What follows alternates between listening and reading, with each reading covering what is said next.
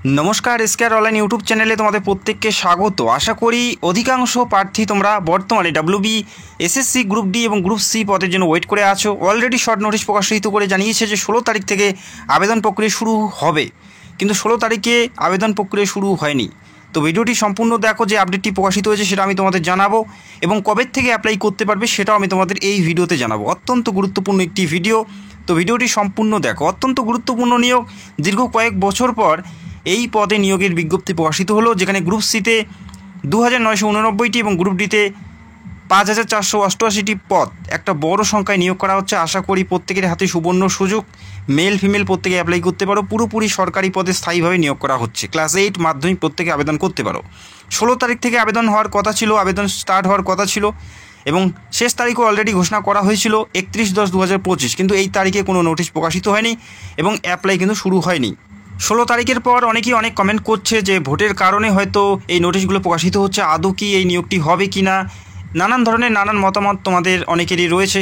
সে বিষয়ে কোনো মতামত বা কোনো মন্তব্য আমি করব না। তবে যে আপডেটটি উঠে আসে ডব্লিউবিসি এবং গ্রুপ ডি নিয়োগের, সেই আপডেটটি আমি তোমাদের সাথে শেয়ার করতে যাচ্ছি এবং কবে থেকে অ্যাপ্লাই করতে পারবে সেটাও জানাবো।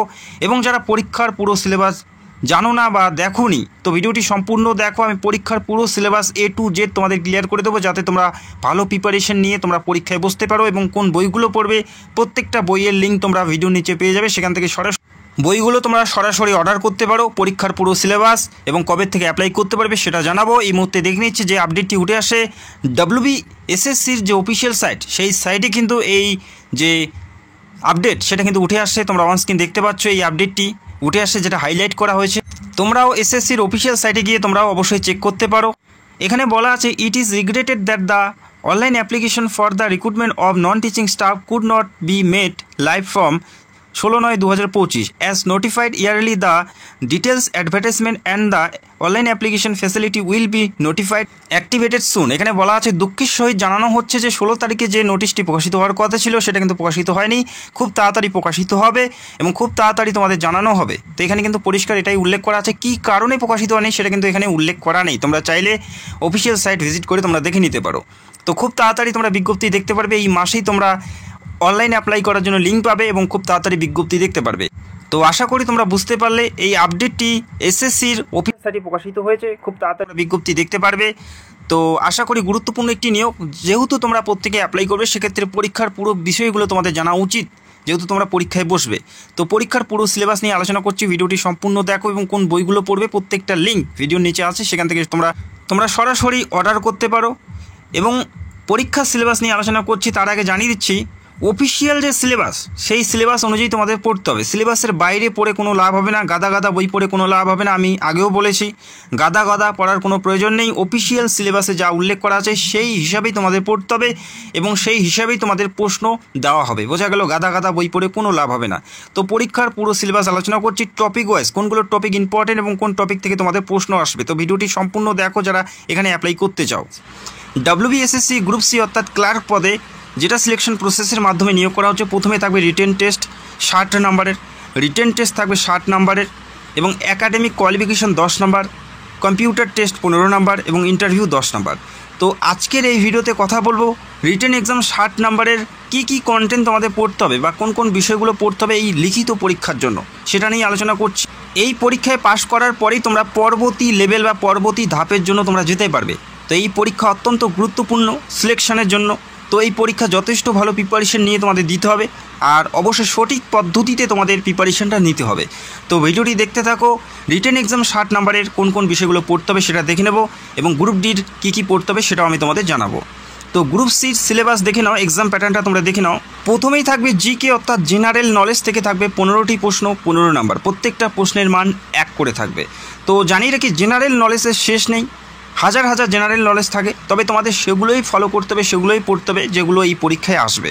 সেই বিষয়গুলো ক্লিয়ার করে দেবো কোনগুলো তোমাদের পড়তে। এবং পাশাপাশি থাকবে কারেন্ট অ্যাফেয়ার্স, যেখানে প্রশ্ন 15 নম্বরের, তবে কারেন্ট অ্যাফেয়ার্সও সেম রয়েছে, কোনগুলো পড়বে সেটা আমি তোমাদের দেখাবো। কারেন্ট অ্যাফেয়ার্সেরও কিন্তু শেষ নেই, তবে তোমার সেই বিষয়গুলোই পড়তে হবে, সেই টপিকগুলো তোমাদের ধরে ধরে পড়তে হবে যে টপিকগুলো এই পরীক্ষায় আসবে। বোঝা গেল, কারেন্ট অ্যাফেয়ার্স, জেনারেল নলেজ, পাশাপাশি ইংরেজি 15টি প্রশ্ন 15 নম্বর, পাটিগণিত ম্যাথ থেকে শুধুমাত্র পাটিগণিত থাকবে 15 নম্বর, যেখানে 60 নম্বরের পরীক্ষা হবে, 60টি প্রশ্ন থাকবে। এই পরীক্ষা প্রথমেই দিতে হচ্ছে। এই পরীক্ষায় যে সকল প্রার্থী উত্তীর্ণ হবে তারপরের পরবর্তী যে লেভেলগুলো সেখানে তোমরা অংশগ্রহণ করতে পারবে। তবে এই পরীক্ষায় অবশ্যই প্রথমে পাস করতে হবে। যার যত ভালো নাম্বার থাকবে তার হাতেই তত বেশি সুযোগ থাকবে। এবং সিলেকশন প্রসেস থাকবে রিটেন এক্সাম 45 নম্বর এবং ইন্টারভিউ থাকবে 5 নম্বরের। 50-এর মধ্যে এখানে নিয়োগ করা হচ্ছে। কোনো একাডেমিক কোয়ালিফিকেশন বা কম্পিউটার টেস্টের কোনো ব্যাপার নেই, শুধুমাত্র একটি রিটেন এক্সাম তারপরে ইন্টারভিউ বেসে এই পদে নিয়োগ করা হচ্ছে। এই পদের ক্ষেত্রে এক্সাম প্যাটার্ন দেখে নাও, যেখানে জিকে থাকবে 15টি প্রশ্ন 15 নাম্বার, কারেন্ট অ্যাফেয়ার্স থাকবে 15টি প্রশ্ন 15 নাম্বার এবং পাটিগণিত থাকবে 15টি প্রশ্ন 15 নাম্বারের। তো এই ভিত্তিতে নিয়োগ করা হচ্ছে। তো আমরা এই মুহূর্তে দেখে নিচ্ছি কোন কোন বিষয়গুলো, কোন কোন টপিকগুলো তোমাদের ফলো করে পড়তে হবে। তো ভিডিওটি দেখতে থাকো, চ্যানেলে নতুন হলে চ্যানেলটাকে সাবস্ক্রাইব করে রাখবে। প্রথমে দেখে নিচ্ছি গ্রুপ সি পদের ক্ষেত্রে জিকে থেকে কোনগুলো তোমাদের পড়তে হচ্ছে। জিকে থেকে যেগুলো পড়তে হবে টপিক ওয়াইজ তোমাদের দেখিয়ে দিচ্ছি। এগুলো মেন টপিক। এই টপিকের ভিতরে আরও বিভিন্ন সাব টপিক তোমরা দেখতে পারবে, যেমন ভারতের ভূগোল। ভারতের ভূগোলের পাশাপাশি তোমাদের পড়তে হবে পশ্চিমবঙ্গের ভূগোল। ভারতের ভূগোল, পশ্চিমবঙ্গের ভূগোল, এটা হচ্ছে মেন টপিক। এর ভিতরে তোমরা পাবে যেমন ভারতের ভৌগোলিক অবস্থান, পাহাড়, নদ নদী, এই বিভিন্ন টপিকগুলো তোমাদের ভারতের ভূগোল এবং পশ্চিমবঙ্গের ভূগোলের মধ্যে তোমাদের ক্লিয়ার করতে হবে। বোঝা গেল? এটা হচ্ছে ভারতের ভূগোল এবং পশ্চিমবঙ্গের ভূগোল তোমাদের A to Z অধ্যায়ভিত্তিকভাবে পড়তে হচ্ছে। পাশাপাশি ভারতের ইতিহাস। ভারতের ইতিহাস যেমন প্রাচীন, মধ্য এবং ভারতের স্বাধীনতা সংগ্রামের ইতিহাস তোমাদের পড়তে হবে। এটা হচ্ছে ভারতের ইতিহাস মেন টপিক। এই ভারতের ইতিহাসের ভিতরে তোমাদের পড়তে হচ্ছে স্বাধীনতা সংগ্রামের ইতিহাস। পাশাপাশি বিভিন্ন যুগের সম্পর্কে, যেমন মোগল যুগের সম্পর্কে প্রশ্ন আসতে পারে, ইংরেজের আধিপত্য ঘাঁটি কোথায় স্থাপন করেছিল, এই সমস্ত প্রশ্নগুলো তোমরা ইতিহাস থেকে পাবে। পাশাপাশি আন্তর্জাতিক সমস্যা এবং সম্পর্ক, সেটা বিভিন্ন দেশের সাথে হতে পারে, বিভিন্ন বর্ডারের সাথে হতে পারে। আন্তর্জাতিক সমস্যা এবং সম্পর্ক থেকে তোমাদের প্রশ্ন দেওয়া থাকে বা দেওয়া হয়। এরপরে ভারতের অর্থনৈতিক অবস্থান বর্তমান, সেটা তোমাদের প্রশ্ন থাকবে। এরপরে ভারতের বিখ্যাত স্থান। এরপরে ভারত এবং ভারতের প্রতিবেশী দেশের সম্পর্কে প্রশ্ন থাকবে, যেমন শ্রীলঙ্কার রাজধানীর নাম কি, এটা আসতে পারে, বা আফগানিস্তানের রাজধানীর নাম কি আছে। এই ধরনের প্রশ্নগুলো তোমাদের দেওয়া থাকবে। এরপরে ভারতের ঐতিহ্য এবং সংস্কৃতি, যেমন ভারতের ট্রেডিশনাল ডান্স, কর্ণাটকের ট্রেডিশনাল ডান্স কী আছে, আসামের কী আছে, এই বিষয়গুলো তোমাদের ফলো করতে হবে। ভারতের সংবিধান থেকে তোমরা প্রশ্ন পাবে এবং বৈজ্ঞানিক পর্যবেক্ষণ, ধরো মোবাইল ফোন বা টেলিফোন কে আবিষ্কার করেছিলেন বা মেট্রো রেলকে আবিষ্কার করেছিলেন, এই ধরনের প্রশ্নগুলো তোমাদের জিকে থেকে থাকবে গ্রুপ সিতে। বোঝা গেল? কারেন্ট অ্যাফেয়ার্সের কোনগুলো টপিক তোমাদের ফলো করতে হবে। প্রথমে থাকবে খেলাধুলা, সেটা IPL হতে পারে বা অলিম্পিক হতে পারে বা ক্রিকেট হতে পারে। সেই সমস্ত প্রশ্নগুলো তোমাদের খেলাধুলা থেকে কারেন্ট অ্যাফেয়ার্সে তোমাদের দেওয়া হবে। পাশাপাশি সাংস্কৃতিক উন্নয়নের সম্পর্কে তোমাদের প্রশ্ন আসতে পারে, সাংস্কৃতিক উন্নয়নের সম্পর্কে প্রশ্ন তোমাদের দেওয়া হবে। পাশাপাশি প্রতিদিনের পর্যবেক্ষণ। এরপরে বৈজ্ঞানিক গবেষণা, বর্তমানে বৈজ্ঞানিকের বিভিন্ন গবেষণার প্রশ্ন আসতে পারে, সেটা ইসরো হতে পারে বা নাসা হতে পারে, সেই সমস্ত প্রশ্নগুলো তোমাদের দেওয়া হবে। সাহিত্য, অর্থনীতি এবং রাজনীতি, বর্তমান সময়ে ভারতের রাজনীতির সম্পর্কে প্রশ্ন আসতে পারে, অর্থনীতির সম্পর্কে প্রশ্ন আসতে পারে, বা বর্তমানে সাহিত্য, যে সমস্ত সাহিত্যগুলো বর্তমানে পাবলিশ হচ্ছে সেই সমস্ত প্রশ্নগুলো তোমাদের আসতে পারে। এরপরে ভৌগোলিক সচেতনা থেকে তোমাদের প্রশ্ন থাকবে। এগুলো হচ্ছে মেন টপিক, এর বাইরে প্রশ্ন হয় না।